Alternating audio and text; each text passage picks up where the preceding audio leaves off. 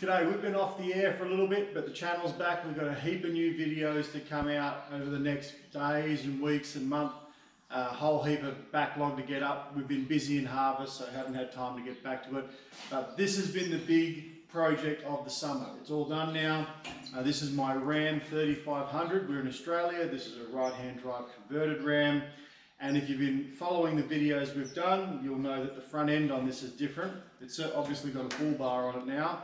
But this is the kind of maybe you'd say the least of the of what was involved here. What we've done is this is an 05 3500, and the 05 is the first of the third gen of the Rams, and this now has the facelifted model front on it.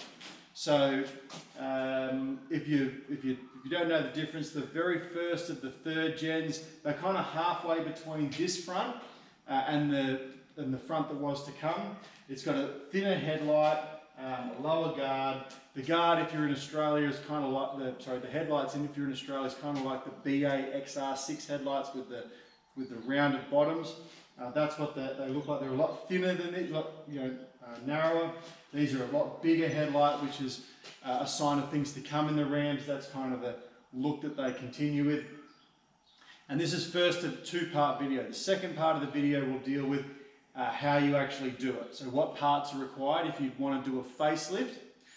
This is going to detail why I actually did it, because there's a couple of reasons you might do this conversion.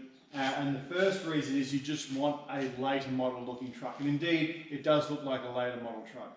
I've got a grille in it now that is like the DS series with the chrome around at the front and the long slats. So that's not a standard third gen Ram grille. That's you would say fourth gen, the last of the fourth gen in fact. That's in that style, but it is a grille that's been made to fit the third gen bumper. The headlights, they're whatever they are, but it does make it look like a lot more modern vehicle, especially if I get around to polishing the bull bar, which I haven't done yet. That kind of dates it a little bit. But you might do it just because you like the updated front. You may do it in reverse. But I'm quite a fan of the pre-facelifted front on these trucks. I quite like them. I particularly am fond of them because that loop headlight, that's the first front I ever saw on the SRT 10 Ram, the one with the Viper engine, and I always thought it looked really, really tough. That headlight, that front, particularly with the scoop bonnet. I think it looks on the SRT Rams, I think it looks a lot better than this front. So you might do this conversion to do the face, to bring it up to a facelift, or in reverse. You may like it if you like the pre-facelift better, or you might want to bring your pre-facelifted Ram up to what it looks like here today. But that's not the reason I did it. The reason that I did it was because I wanted the bull bar. I had a little nudge bar on the front, which you may see in previous videos, and where I live out on a farm. I've got kilometres and kilometres of dirt road to get to my place where I live, and wildlife is a big problem. In our Land Cruiser, we hit a kangaroo before it got its bull bar. I've hit a number of roos, unfortunately, over my life. Bounce, didn't see it, crunch, or haven't got time to swerve, or not that you should swerve, you should just brake. But anyway, sometimes you can't avoid it. Just they come out of nowhere, bounce, smack. Especially if you're doing speed, there's not much you can do. And fixing these things, in Australia, getting immediate replacement panels if you really do a number on your vehicle, that can be a real problem. My F250 had a bull bar hit, and a friend of mine, he had an Irwin bar. If any of you know Western Australian bull bar manufacturer Irwin, he had an Irwin bar on his F250, and he drove that thing. And his count, he used to manufacture silos and deliver them all over Western Australia, and I think his count was in the well over a dozen skippies he'd hit on his bull bar inadvertently, and the worst it did was put a little dent in the bull bar. He never actually had to replace the front. Now if you hit something big enough, or it goes over into the windscreen or something, or you hit it at the wrong angle, you're going to get panel damage. But the idea is, with a bull bar, for me anyway, is if I hit something late at night on the way home, sure, I've got, you know, full roadside assist coverage, and I could call a tow truck if I puncture my radiator or something and I just can't go any further. What I'd really like to do is, if I hit something and really do some damage because it flips somewhere, is I'd just like to get home. At that point in time, the car's safe to drive, it's going to need some repairs. I don't want to wait to ring a tow truck and get towed to, you know, wherever the nearest place is. I just want to get home, so the bull bar should allow me to do that. The wrinkle is, in Australia, if you want a big bull bar for a 3rd gen Ram, the only option is to get one made for you. There's a couple of manufacturers that will make one, but all the manufacturers that I've found that will make me a 3rd gen Ram bull bar, the catch is they'll only do it for the facelifted model, this model. They won't do it for the pre-facelift. Now, having done the conversion, I think you could probably get away with it, just modifying these aluminium plates on the, this is a tough bar, just modifying these aluminium plates. If you went with an ARB option and get that manufactured, I don't think that's going to work. You're going to have to fabricate something because the bar is going to sit too low, and there's going to be a gap between the headlight and the bull bar. It's going to look a bit funny. You're going to have to fabricate something there, but it would be possible probably to get one made by Tough, but when I spoke to them, I was going to have to deliver the truck to them and leave it there while they manufactured the bar, and I don't live near them. That's not going to work for me. So, and the other problem was the cost. To get one of these bull bars fabricated, brand new for me, was going to cost about, you know, $5 grand plus at least. I got quotes higher than that from some manufacturers. And this truck, although it's worth a lot now with the COVID tax, this truck cost me $40,000 in Australia, and that's over 10% of the vehicle. In terms of getting it made and fitted, it was probably most likely going to be about $6 grand, and that's 15% of the purchase price, and that was way too much. I was not willing to pay that. So I looked for a cheaper option, and the immediate cheaper option was to try and find one that was used, and thankfully I did find a couple of options come up. Some of them were expensive, I wasn't willing to pay that. This bar was quite economical. It came delivered to my door from the fellow who had it, was able to get it to me, which is no small thing for me considering where I live. So I was quite happy with that deal, and it was cheap enough that I got the whole package done, you know, which we'll cover in another video on all the bits that you need. It came into about $3,000, so it was about half the price of buying a brand new bull bar, and I get an ADR, that's Australian Design Rules certified bull bar, on the front of my truck, no problem, and it's about half the price of what it would have just cost me to get the new one made and then get it fitted. So that worked out pretty well. I was a lot more sanguine about paying that. So this is the end result. In the next video, we'll talk about what you need to change over. Some of the challenges of doing it. It was not a particularly difficult conversion. It's pretty straightforward. Obviously, the most difficult thing being in Australia is getting all the parts that you need for the conversion at a relatively economical price. So getting this second hand at a fraction of what it was going to cost me new, that was a big saving. That really kind of saved the day, made the whole thing worthwhile. Headlights were cheap enough, bought them on Amazon with free shipping, that was fine. They're just basically a DOT approved headlight from America, halogen bulbs with an LED strip at the bottom, which is neither here nor there, but that was just a relatively cheap option for me. So that was fine, that was cheap enough. The grill, that was a little bit expensive. Because I wanted that style grill. I could have gone a little bit cheaper and got the, you know, just a factory replacement, but I really like that style of grill. I think that really kind of makes it look, you know, a lot more modern, fits the front very nicely. I really like that grill, so I did pay, you know, about, you know, $250 more. I don't think it was $200, about $150 more to get that particular grill. It fit in no problem. I'm quite happy with the quality of it. That's fine. They were fairly straightforward. They were either, you know, I think the grill came from Alibaba, AliExpress actually is where that came from. Headlights from Amazon. The fenders came from eBay, believe it or not, and they didn't come from America. That was a real challenge. But the the challenge was getting, because they're so big. I got a couple of quotes in Australia, which was just horrific.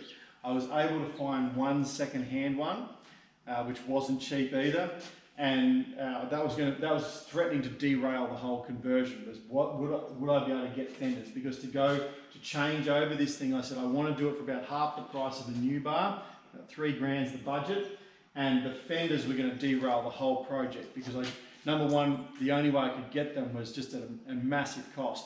Most parts that I get, you can go from Mopar Parts online, and you can go from Rock Auto.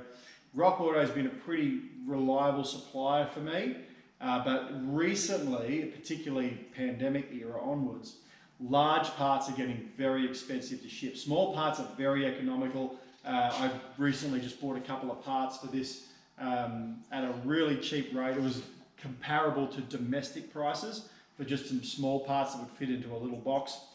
Very comparable pricing, even from the US to Australia, with what it would cost me to ship something from, say, Melbourne to where I live in New South Wales. Very economical, but during the pandemic, large parts have become very expensive, very expensive. So headlights were not viable on Rock Auto. The shipping was just too expensive. And fenders, the shipping on the fenders was about $2,000. So that was going to derail the whole thing. About $2,500, I think, is what it was actually going to cost, plus the cost of the fender. So if the fenders weren't very much, they were like $100 part, but it was going to blow it out to about $2,700, including taxes. It was just going to throw the whole thing out the window. So I needed a cheaper option. I did end up ordering a set of fenders off eBay, off a US supplier, who I got a quote from for a pair of fenders out of the US. And his advice to me was, oh yeah, no problem, we can ship it to you. This is the shipping quote we've been provided. They shipped it, got the tracking number. That was the trigger. I bought the bull bar, bought the grill, bought the headlights, everything sorted, because the grill support, the fenders were the last piece of the puzzle to fall into place, so I could order everything that I knew it was going to be viable to do. And then the fenders got stopped at the border, because whatever shipping company used, I had a tracking number. It got as far as customs, and the shipping agent said, no, we can't send this, it's too large. We can't send this parcel. It got returned to him, and he was very good. They were gracious enough to refund my money in full, even though they'd incurred charge domestically. They said, it's not your fault. The carrier said that he could take it to Australia, and then it turns out it got stopped at customs. He can't, so we'll pursue getting our shipping back from him. And you can, you just get a refund, which was great. But now I had all these parts, and I was locked into the conversion, because I bought all the parts, and then I'd lost the fenders again, and I was back to buying a set of fenders at a cost of thousands of dollars of shipping alone from Rock Auto. It was just going to throw the whole thing out the window, which was just a disaster. Then I actually came across a fellow who was selling one brand new fender from Eastern Europe. And I went, okay, that's one. So I emailed him and said, look, can you do me a pair? And he said, yeah, no, I can do you a pair, no problem at all, easy. Oh, okay, sweet. What's the shipping price? The shipping price was going to be landed at about $550. I was quite happy with that. And then he came back and advised, actually, no, I think we can do it for about $500 total, including the shipping. Well, beautiful. That's a lot cheaper than what else I'd been quoted. So I'll order them. They got here, they're parts out of Taiwan. So they've gone Taiwan, Eastern Europe here. I had tried to order them from Alibaba. There's a couple of suppliers on Alibaba that do these fenders, but then they said, no, we're not going to ship to Australia. So that was, we'll go to America, we won't go to Australia. That was a bummer. So I ordered it from this company. They arrived fine. One of them had a bend in it though. So one fender was perfectly fine, absolutely perfect. The other one had a slight bend in it, and I had to, panel beat that bend out of it, get it straight, put some filler in it, a slight bit of filler in it, not much, thankfully. I was able to get it pretty straight and get it all buffed up, painted. I did it all myself, and it came up okay. But if you ordered the fender and just wanted a fairly simple task, the fender that wasn't bent, I trial fitted it, beautiful, absolutely fine, no modifications required at all, painted it up, and if both fenders had come without being damaged, I have little doubt that they would have just bolted straight on, no problem at all. Unfortunately, one did require repair, and if that was you, if you didn't have the expertise to repair it, then that could have got quite expensive, would have been an additional cost in the conversion. So I'd be more than happy to recommend the fender and the supplier. The only problem is one did get bent. So if you did go that way, if you're importing fenders, pay for the insurance is the lesson there, because you can just keep ordering fenders. If they keep getting bent, just keep ordering and claim under the insurance until you get two that are absolutely perfect. But the one that I did get, it was absolutely perfect. The other one just needed some repair, and I didn't pay for the insurance because I was an idiot in that case, and I had to repair it, but I did, and that's fine. But the fenders were the most difficult part to source. Everything else was pretty much fine.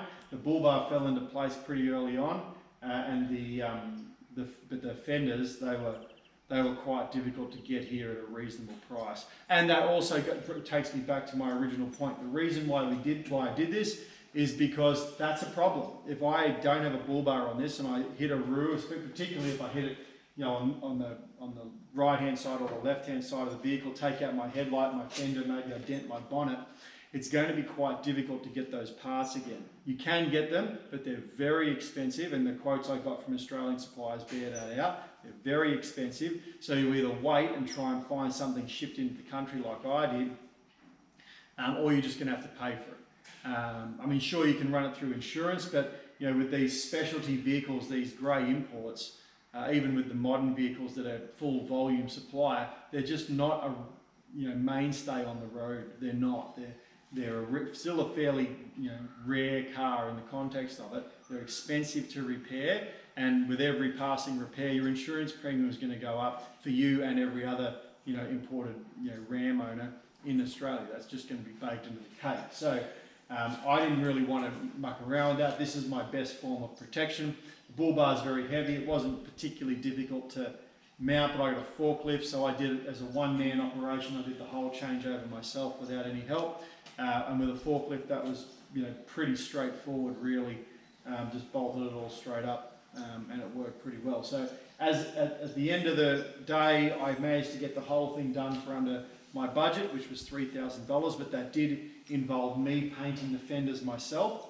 So that was a marginal cost, and I had paint left over from when I did the canopy, so I didn't have to, that cost me nothing apart from my time. I had filler and everything, that was a zero cost. But for you, if you didn't have any of that stuff, that would be an additional cost that I didn't have to pay. But even if you paid someone to paint your fenders for you, you should be able to do it for well under $4,000, which is still a saving off just the bull bar if you like the updated front. So in the next video, I'll talk about the parts that you need. So this will be changing the front over part 2. But I'll talk about the different parts that you need and how difficult it all is. It's pretty, spoiler alert, it's pretty simple. It's really not a big deal. So if you want to change the look of your either facelifted 3rd gen that looks like this, with or without the bull bar, that looks like this, then you can go backwards with the same list of parts that you need for going forward, or find someone who has the opposite of what you have and try and do a clean swap. If you're interested in all my parts I have available that I've taken off this, which is a full conversion. If you're interested in a conversion, or if you had a bingle, they're available for you too.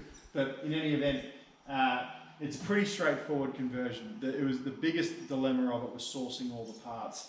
Wiring everything in this, the bull bar has fog lights that we've added. I've added some small fog lights. These had lights on them originally in these holes, but when I bought the bull bar, they weren't there.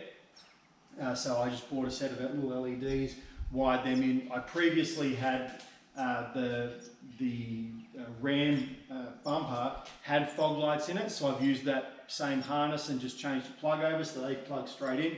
That's nice and easy. It has an LED indicator here. And considering the age of this bar, I was quite impressed that it's an LED indicator. But it's got LED indicators on both sides, and the LED indicator I've just taken off I've actually taken it back to the indicator off the fender, is where I've come from, because I've got something else coming from this one, which we'll cover off in a later video. But that's where the power from that comes. That's all working fine. One thing to be aware about a new fender, depending on the fender that you buy, it's probably a blank, so it doesn't have an indicator hole drilled into the fender standard. You're going to have to drill that yourself, and be aware that the indicators for the pre-facelift to the post-facelift, they're different. So if you wanted to maintain the correct look for the facelifted third gen, you'll need to buy the indicator as well. You won't be able to carry forward. You could carry it forward if you wanted to, but it won't be period correct. But that's up to you. Also, the Cummins Badge moves. The Cummins Badge in the pre-facelift is up against the headlight. The Cummins Badge on the facelift is so the one on the pre-facelift is up and in the headlight, but it's also curved. It has a slight curve in it. Whereas the one on the facelift goes back towards the door where the Ram 3500 or 2500 badge is. It goes back there, and that badge is flat. So you'll need a different Cummins badge if that's important to you as well. You know, I had a spare set of badging. I actually haven't put the Cummins badge on it. I suppose I will in time.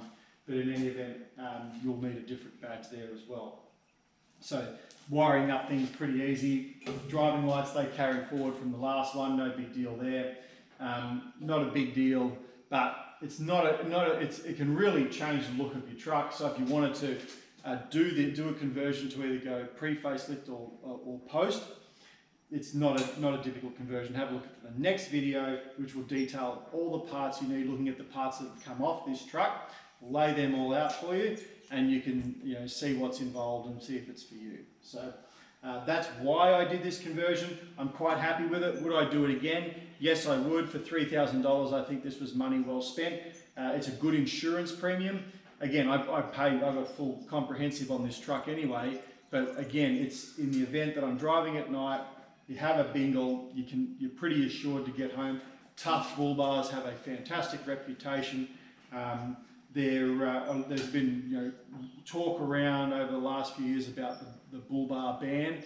There is very distinct regulation around bull bars and what they can and they can't be. And one of the advantages of buying a second-hand Tough bull bar is if you jump on Tough's website, one of the things they'll say is they say that all their bull bars, current and formerly made, are all compliant with the new standard. And as a New South Wales, vehicle owner, where I know some people, particularly with 5-post bull bars, have been questioned about the legality of their bull bar. Knowing that I have an ADR and state regulation compliant bull bar is quite a big deal. I don't need that headache of being questioned over whether my bull bar is legal.